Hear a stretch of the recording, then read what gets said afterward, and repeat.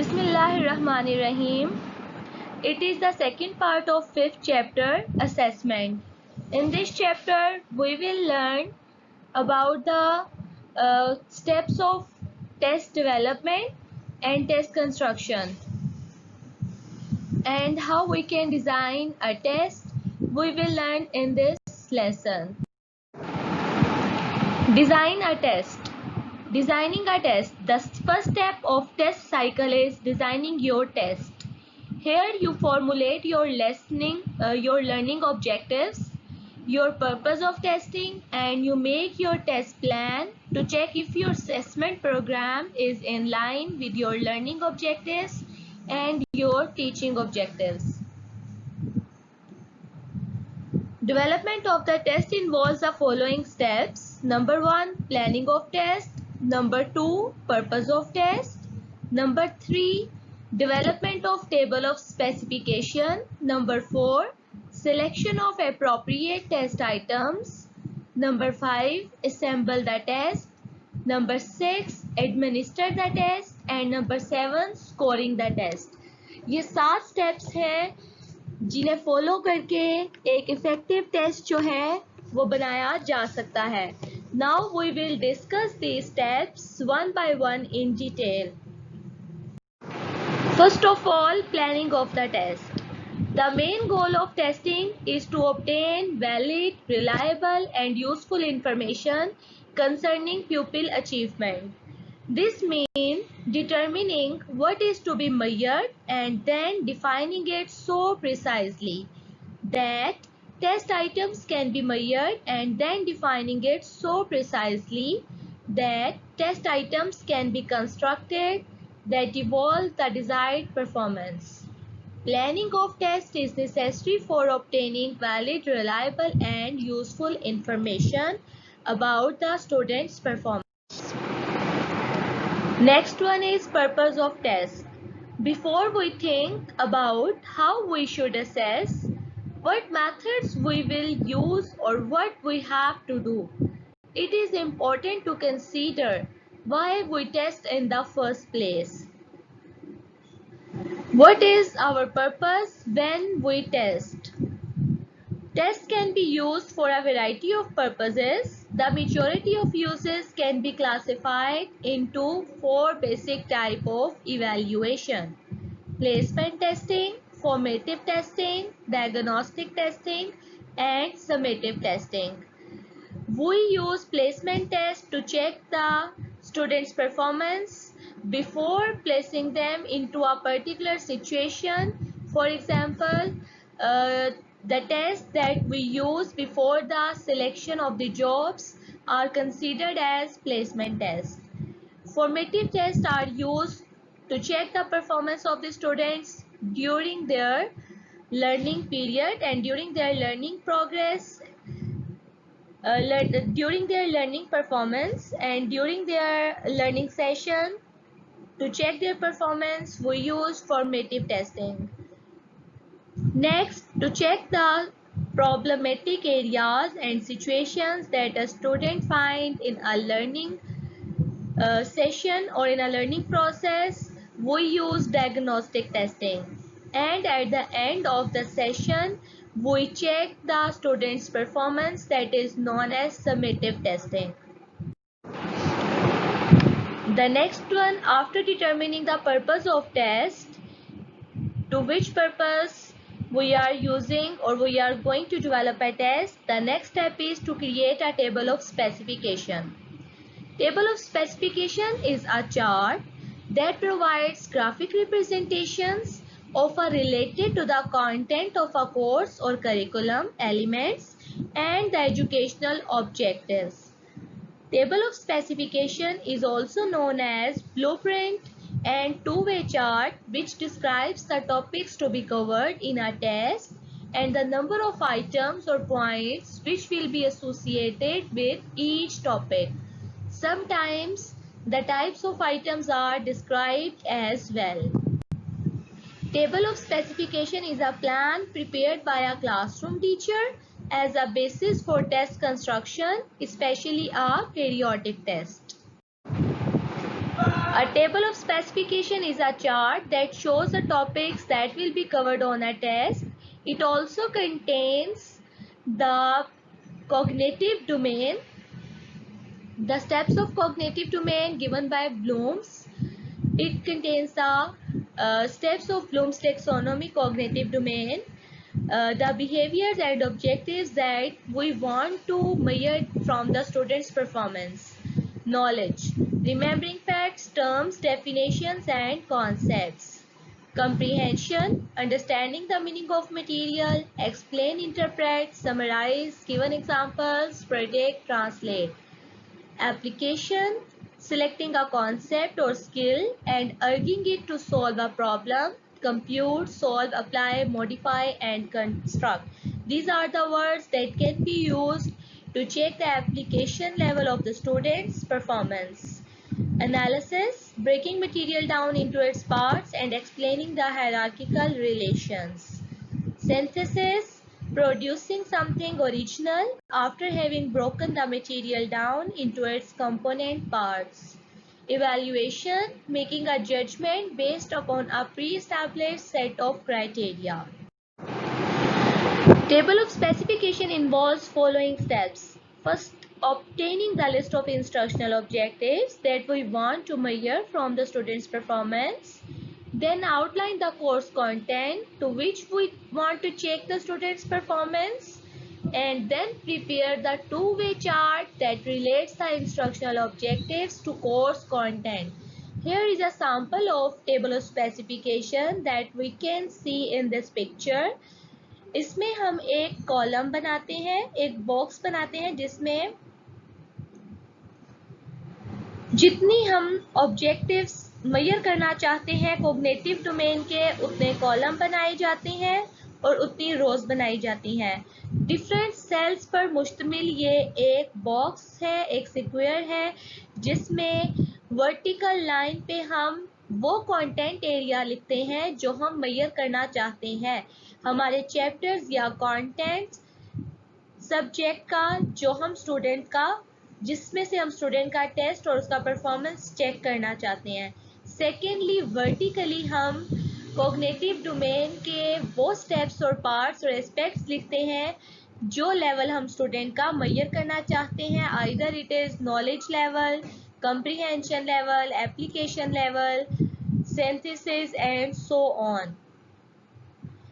Vertical column में content area लिखा जाता है, जबकि हॉरिजॉन्टल कॉलम में ऑब्जेक्टिव डोमेन्स लिखे जाते हैं, एंड लास्ट पे एक टोटल का कॉलम बनाया जाता है। बाकी के सेल्स में वर्टिकली जो हम क्वेश्चन, जितने मार्क्स का क्वेश्चन मेजर करना चाहते हैं, जितने नंबर का क्वेश्चन है और जितने आइटम्स हैं, वो आइटम नंबर और उसके मार्क्स साथ में मेंशन किए जाते हैं। कितनी, for example, parts of plants, number of recitation hours 1 और कॉग्निटिव नॉलेज के 5 क्वेश्चन हैं, 5 आइटम्स जो हैं वो इसमें से पूछे जाएंगे। कंप्रीहेंशन लेवल के 3, कॉग्निटिव एप्लीकेशन लेवल के 2। इस तरह से number of question and number of items और questions and their marks count करके एंड पे हमारे पास टोटल सेल जो है, लास्ट सेल में टोटल अमाउंट जो है वो वर्टिकली और हॉरिजॉन्टली काउंट करने से एक ही बनता है। फॉर एग्जांपल यहाँ पर 30 है।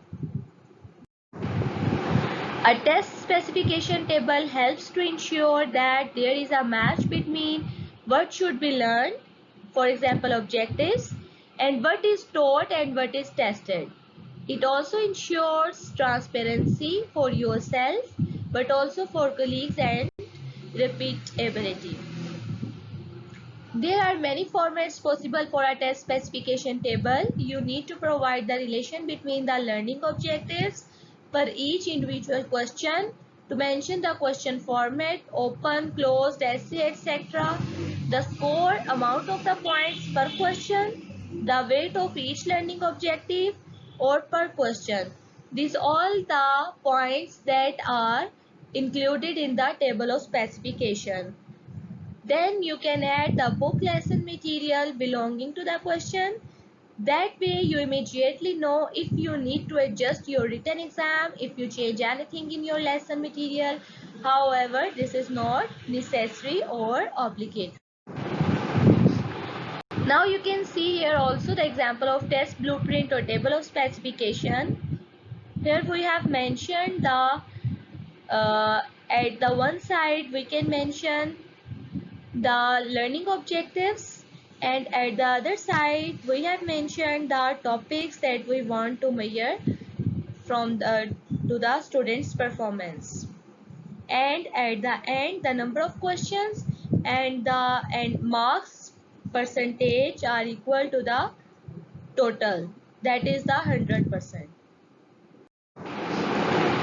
Next one, after developing the table of specification, next step is selection of the appropriate test items. Either you are going to select the objective type items or subjective type items. There are two types of items from which through which we can test the students performance. Number one, objective test, in which we can use supply type test and selection type test. Supply type test में आप short answer question और completion type questions जो है वो use कर सकते हैं student की परफॉर्मेंस को मेजर करने के लिए, जबकि सिलेक्शन टाइप टेस्ट में ट्रू फॉल्स, मैचिंग और मल्टीपल चॉइस क्वेश्चंस यूज किए जाते हैं।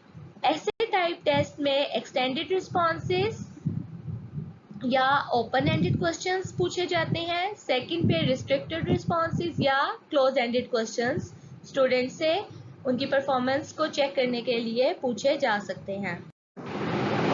The next step is assembling the test. Test assembling means record test items, review test items, arrange test items in a test. After the selection of the test items, either we are going to select objective type test or subjective type test or both types of the test, the next step is assemble the test. And in the assembling of the test, we have three steps that we will discuss in detail one by one. Number one is recording the test items. For this purpose, we can use separate index card with instructional objectives, specific learning outcomes, content measured, and space for item analysis. Items should be arranged according to types. Items should be arranged in order to difficulty level from easy to complex and easy to difficult. Then items of same subject matter content may be grouped together. Group all test items with similar format.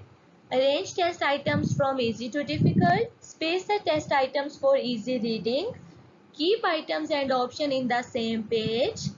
Place the illustrations near the description. Check the answer key. Decide where to record the answer. Either you want to record the answer on the index card or on the separate sheets. The next step is review the test item. Is the item appropriate for the learning outcome being measured? After recording the test item, teacher should review the item.